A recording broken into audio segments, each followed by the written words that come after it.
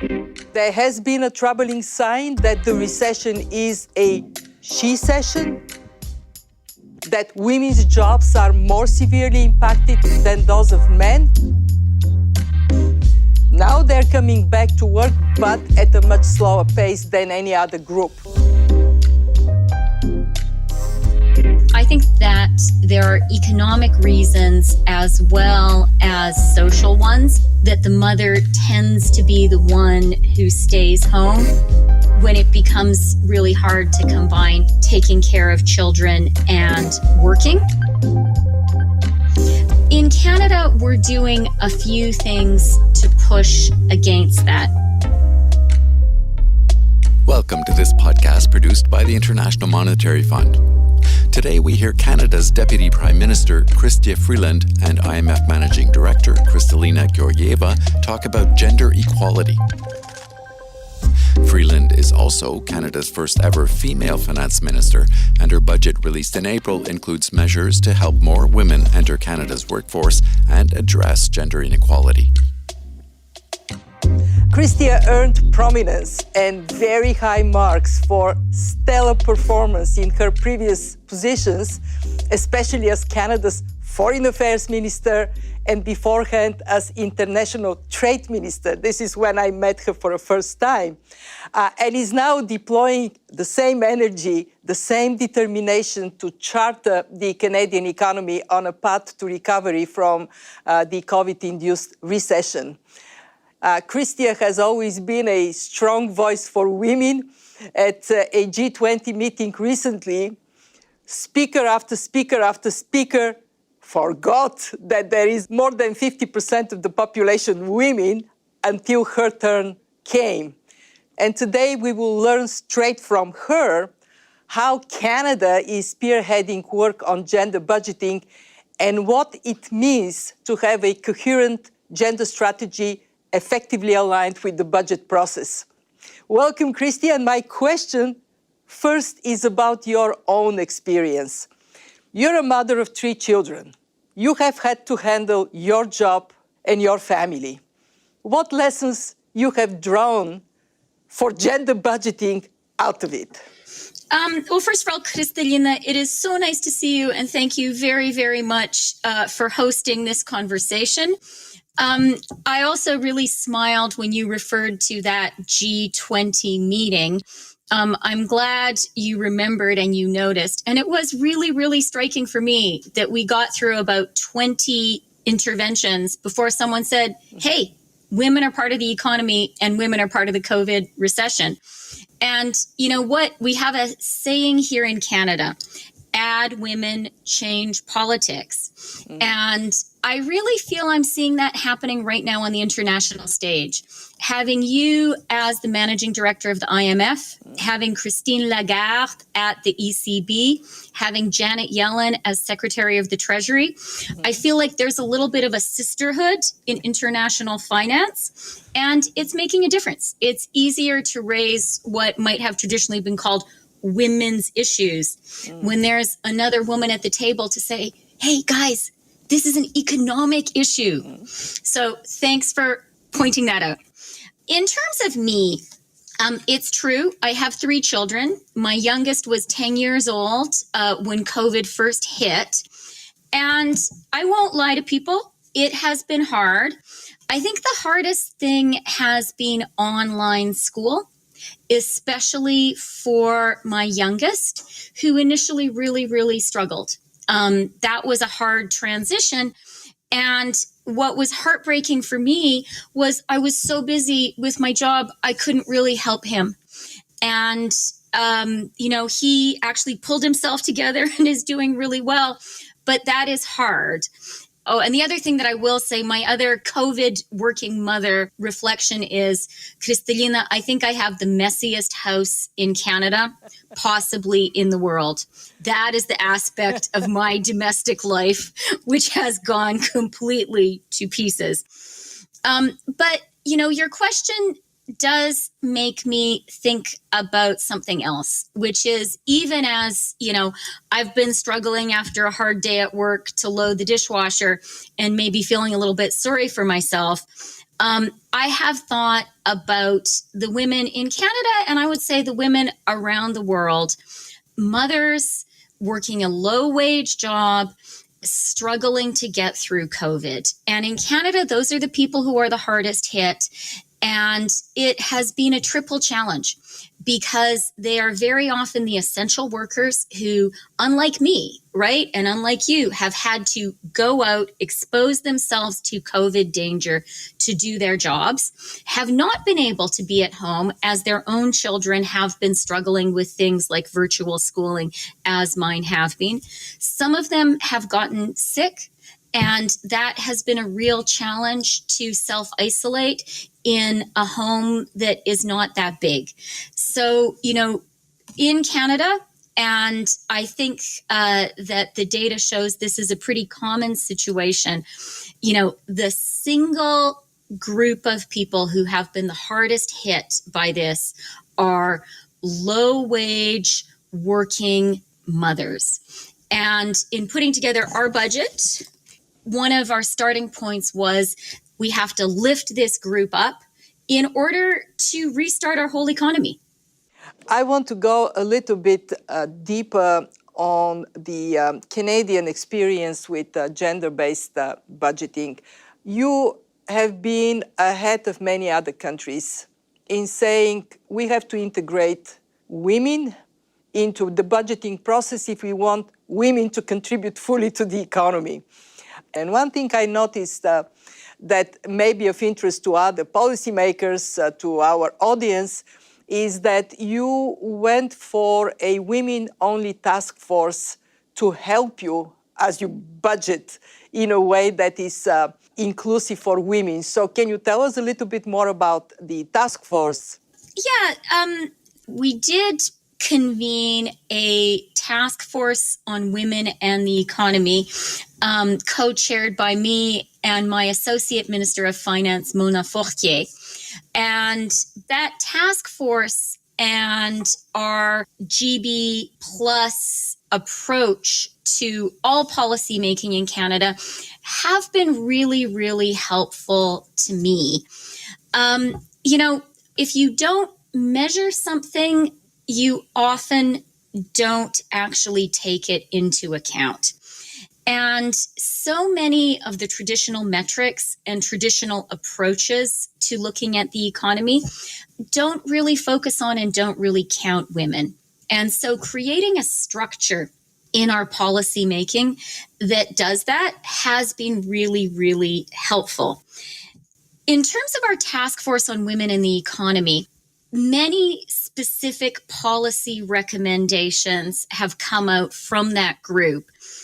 When I first invited women to join that group, one of them said to me, "Is this going to be women only?" And I said, "You know what? Yeah, it is." And she said, "Well, why is that?" And I said to her, there are so many groups. This was a senior woman executive in Canada. And I said to her, you and I both sit in so many groups and throughout our careers have been at so many tables where we are the only woman present. I said, "Isn't that true?" And she said, "Yeah, it's true." So I said, "You know what? Just for once, let's have a group that's influential, that is women talking to women." And I'm actually really, really glad we made that decision.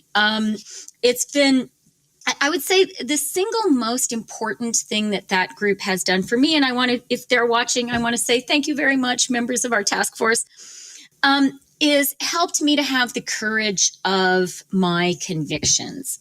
It can still be hard, Kristalina, to get past some of the mansplaining and to be unapologetic and unashamed about saying, you know what? Yeah, this policy is a feminist policy. It's a social policy, but it is actually an economic policy. It is actually going to drive jobs and growth. And, I would say that for me, the key example is in our budget, we are putting a big emphasis on early learning and childcare. one of the centerpiece policies. We are committing $30 billion, and for Canada, that's a lot of money, over 5 years, and $9 billion a year ongoing, built into the fiscal framework to build a universal, affordable system of early learning and childcare across Canada. And our ambition is that 5 years from now, every Canadian will be able to have access to high quality early learning and childcare for an average of $10 a day. That is a big commitment. And as finance minister, I see that as a tremendous driver of long-term economic growth for Canada. We see this as the economic policy that will kind of boost in a step change Canada's economic capacity more than anything Canada has done since the NAFTA free trade agreement with the United States. So, I say it is good feminist policy, but it is also good economic policy. And how the Women's Task Force has helped me there is they have been passionate in their agreement. And that's really useful because there still can be a bias to kind of say, well, real infrastructure investment that drives real jobs and growth, that has to be physical infrastructure. It has to be something done by, men wearing hard hats and gloves, building a bridge. That's an infrastructure investment that's going to drive economic growth. Building a daycare center, that's just, for the ladies. That's not actually real economic policy. And you and I know that's not the case. Building a daycare center is a huge driver of economic growth for us in Canada. We've already seen it in Quebec, which has a system of affordable early learning and childcare universally across the province. And they have seen it has boosted women's labor force participation and boosted economic growth. So we know it works, but there's still, that bias in policymaking. And I would encourage everyone, women as well as men who are policymakers, try to set up some structures that help you to push against that bias, because it can be hard to do it by yourself. Exactly what we are doing at the fund. One of the fantastic things about the IMF is it has these very smart economists that are in relentless pursuit of discovering new sources of growth. And not a big surprise, one of the big sources of growth is investment in human capital and especially investment in early childhood development. That has the added benefit that when it is done properly with the capacity to get kids to learn together, it opens up more opportunities for women to participate in the labor force. And that is the reason why one of the recommendations that comes out of our analysis of the impact of COVID on women and women participation in the labor force is exactly that. Policymakers need to focus on childcare and schools. As we reopen, make sure that vaccinations go very fast where they would make a difference, and also make sure that you think of social infrastructure on equal footing with physical infrastructure. So we are entirely on that same page. And I want to add one more thing. Everywhere gender-based budgeting helps, in advanced economies in particular, by advancing early childhood development and making it possible for women to count on it. In developing countries, it is more around rural roads, safety of transportation, so women can go to work without fear of being attacked or raped, which unfortunately is still a problem in many less secure places. But when you look at the budget with this gender lens, you come up with a different direction of your scarce public resources that open up more contribution of women. And we look at it as the right thing to do for equality, but primarily as the right thing to do for the economy. There is no way we can be in a world in which we leave out part of our productive potential and then expect that we would do very, very well. And I'm pleased to say that more and more ministers of finance recognize feminist policy is just great economic policy. This is still a relatively new approach to policymaking, and having the IMF in the vanguard is incredibly helpful to all of us. So I just want to say thank you. Please keep on going. And Canada is very excited about working with you, both as a country, but also in supporting the policy development.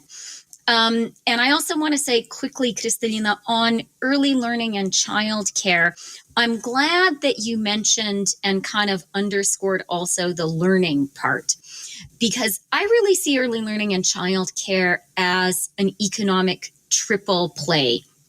It is an economic benefit because it allows parents, usually mothers, to participate in the labor force, and that is great.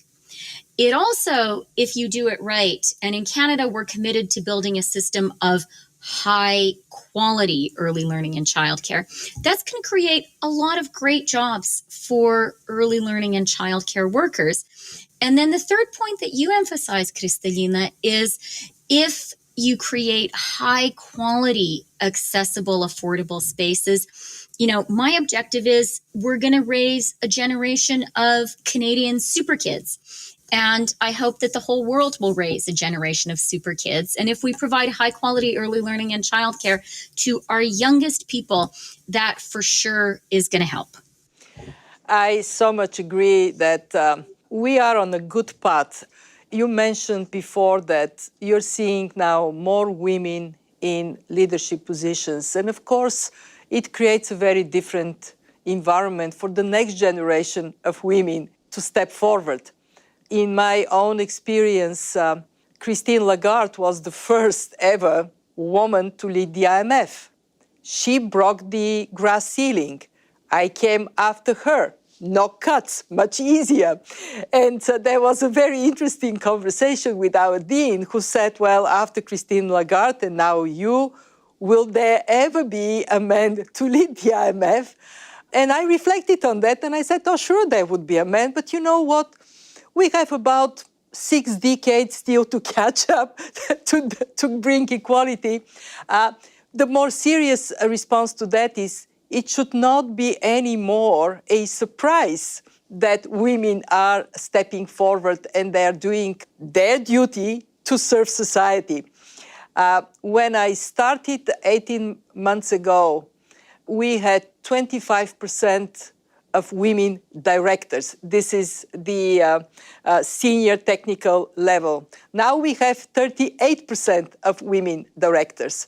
And not one time it would be a decision made just on the basis of gender. It is truly on merits, but with very active promotion to women to put themselves forward, because we know very often women are less willing to do so than men. And I think that the support I got from the staff of the fund for gender equality, for diversity, the support I got from the board gives me full confidence that it is not too far in the future when you would look at the fund and we would be exactly like the world around us at all levels in our institution. What has helped tremendously is like you with your task force that is supporting you. We have at the fund a working group on gender, and they have taken this responsibility out of conviction, and they are responsible for a lot of the research we have been discussing here, a lot of the lifting of gender equality. And what I want to do now is to turn to them. First to Stefania Fabrizio, so she can pose a question. And with this, we pass the floor to Stefania. My question is for Ms. Freeland. This crisis has forced many parents to choose between keeping their job and stay at home to take care of children and of the housework. And we have seen that more women than men gave up their job to provide childcare and homework. One of the main drivers of this choice is the persistent gender wage gap that forces a natural selection between who keeps the job and who takes care of children. What policy can help reduce the gender wage gap? Is there any insight related to your country that you can share with us? I do agree with you, Stefania, that there are economic reasons as well as social ones, that the mother tends to be the one who stays home when it becomes really hard to combine taking care of children and working. In Canada, we're doing a few things to push against that. One of them actually is a strong measure in this budget, which is when it comes to low-wage workers, women are disproportionately in that category in Canada. A disproportionate number of our low-wage workers are women. And we really believe that it's important to support low-wage workers. I think COVID has really taught us who is essential. And in every society, we have learned among the most essential people are the people who earn the least money and work in the toughest conditions. So in our budget, we have a significant expansion of a program that is the Canada Workers Benefit. It's a top up to the wages of low wage workers. We've added over $8 billion to that program, and that will mean that an additional 1 million Canadians benefit from it, and it will lift 100,000 Canadians out of poverty. Also, of course, it's important to encourage women to do high-paying jobs that women haven't traditionally done. And so we have a real push in our country overall and in this budget to do a couple of things. One is encouraging women to enter the skilled trades. Those are very, very high-paying professions. Women and young women and girls often don't see that as a career path for them, but those can be amazing, amazing careers, and we have some programs specifically designed to help women there. The second push is really significant support in this budget for women entrepreneurs. We really believe that by empowering women to start their own businesses, that's a great way to help them, to help their families, but also to create some great jobs across the country. And I'm glad that we're supporting them. Fantastic. Thank you, Chrystia. It is exactly this practical engagement that helps policymakers to learn what is working, what is not working, how to fix it. Thank you for sharing this experience. And now I would like to turn to Chen Hong Lim. She's the other co-chair. She's going to come up with her question. This question is for both the Managing Director and the Deputy Prime Minister. Given your experiences, if you had the opportunity to travel back in time, what would be the advice you would give to your younger self and why? So what I would tell my younger self is it is okay to stand for yourself. It is okay to make sure you're not giving more work just because you are a woman. And it is totally fine to check whether you are paid equally to your male colleagues. So what is my experience? When I was in my first career as a professor, I ended up routinely taking on the classes of my male colleagues. And then I realized that I was working virtually twice as much as the men. But I never said a word. I said to myself, I need to prove I'm as good as they are. Well, I am. Now, the silver lining of that story is that I actually built more professional muscle and more resilience, and here I am, the head of the IMF. But I still think it was wrong that I just let it happen. I didn't react to it. If I were to encourage women to do something, the younger generation, believe in yourself. We always tend to be more demanding. Women routinely put themselves forward only when they're pushed. That was my case. Every single time I would go up in my professional standing, it would be because I'm virtually pulled up by my hair. Not because I would say, yes, I'm fantastic, I should go for it. So to all women, believe in yourself. Step up, stand for yourself, because by doing so, you stand for women everywhere. That is great advice, Kristalina, and especially that last point of yours. It's so interesting. It resonates so much with me. And I have 3 quick pieces of advice. The first one is advice my late and wonderful mother offered me. My mother was a kind of pioneering working woman, came to Canada as an immigrant child, but got a law degree. She took me as an infant to classes at law school. That was her childcare solution. And she knew how hard it was to work and have children. And so she actually retired 6 months after my first daughter was born and came and lived with me to help me. And I remember once, I think after my second daughter had been born, I was just so tired. And I was worried I wasn't doing a good job with my children, and I wasn't doing a good job at work. And I was just crying. And I said to my mother, can I keep going? Should I just quit? And she said to me, right now when your children are young, it just seems impossible. And it seems as if it will never end. But you'll blink your eye and your children will be in school and you'll be past this really hard time. But if you drop out now, it will be almost impossible to recover. And so for anyone who is listening, who is a mother of young children, let me pass on that advice from my mother and just say, hang in there. I know it's really hard. I know, certainly speaking for Canada, we don't offer you all the support that we should. We're trying to get better, but really hang in there. You can do it.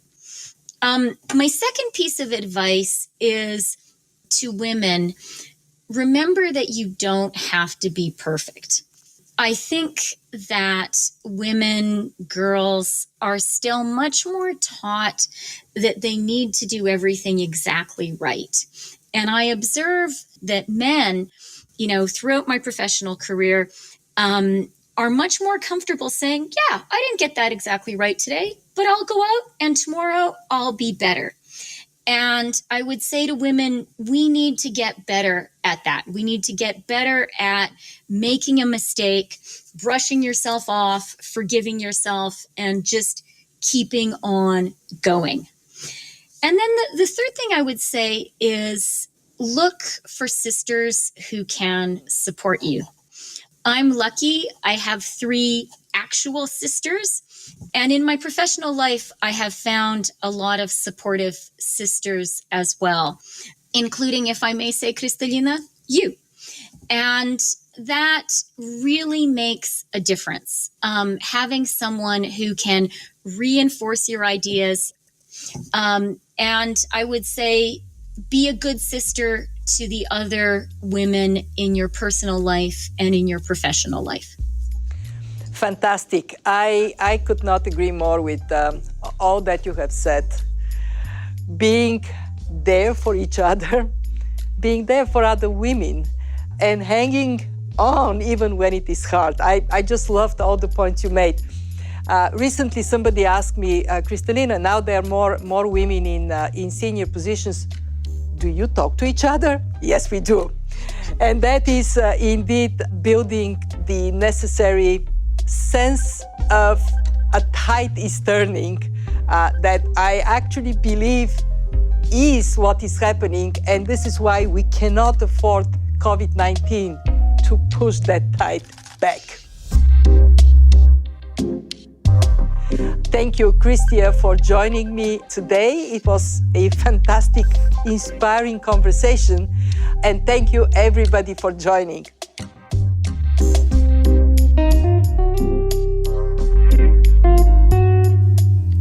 That was IMF Managing Director Kristalina Georgieva and Chrystia Freeland, Canada's Deputy Prime Minister and first ever female Finance Minister. You can watch the webcast of the event at imf.org. Look for other IMF podcasts wherever you listen and follow us on Twitter at IMF_podcast. I'm Bruce Bruce Edwards. Thanks for listening.